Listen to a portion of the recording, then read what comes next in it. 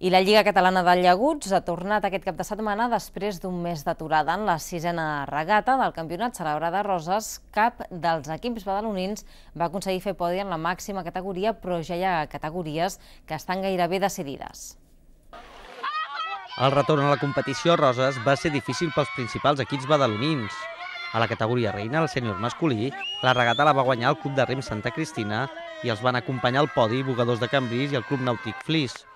El millor classificat badaloní va ser l'equip del Rem Badalona amb la quarta posició i amb la cinquena el Natació Badalona.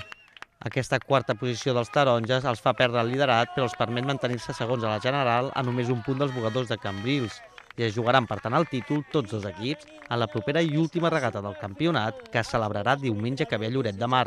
En el sènior femení, les Bugadores del Rem Badalona van ser segones i es mantenen terceres a la general, mentre que el veterà femení de les taronges van guanyar la regata i s'asseguren així virtualment el títol de Lliga. Pel que fa a la natació, les seves veteranes estan lluitant a la general per ser subcampiones, com també ho poden ser amb el seu equip veterà masculí.